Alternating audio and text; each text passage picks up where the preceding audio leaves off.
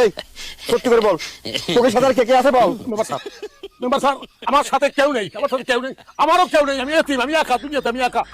এই তুই যদি একাই হবি তাহলে এই মেয়ে কিটা?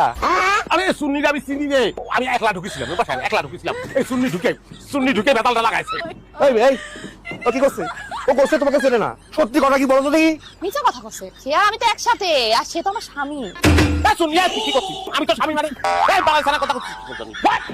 বাড়া কথা করছি, হ্যাঁ বাড়া কথা করছি, তুই আমার স্বামী না। এর থেকে খালি জান্ডালাম একবার ফিরতে পারি, তারপরে না তোর কল্লা নামে এক কপি যদি না নামাইছি।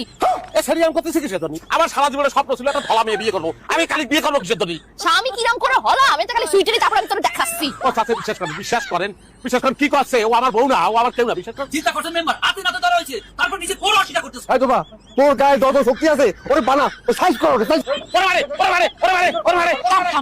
ইরে কঠিন চোর রে বাবা, নিজের বউরে কেউ অস্বীকার করে? ওরে ভাই, আমি তো স্বীকার করেছি রে ভাই, আমি চুরি করেছি, সেই অপরাধে আমার যতটুকু মাইর প্রাপ্য আমার মনে হয় সেটা হয়ে গেছে। তারপরে যদি আরো দু একটা বাড়ি দিতে চান দিয়ে দেন, কিন্তু ওরা আমি বিয়ে করেছি, এরকম একটা অপবাদ দিয়ে আমার একটু শাস্তি দিতে পারবেন না ভাই। আপনাদের কথা শুনে মনে হচ্ছে আমি চুরি করতে ঢুকিনি, এই মেয়ের সঙ্গে আমি অন্য কিছু করতে ঢুকেছি। চিন্তা করছেন মেম্বার, হাতে নাতে ধরা হয়েছে, তারপর নিচে কোন অসুবিধা করতেছে। এবার আরো বাড়াতো। এই তোবা, এক কাজ কর, এই দিকে চোখ বান, বেন্ডে দূরে জঙ্গলে বেরিয়ে আসি চল, যাতে চিনে না আসতে পারে আরে গ্রামে।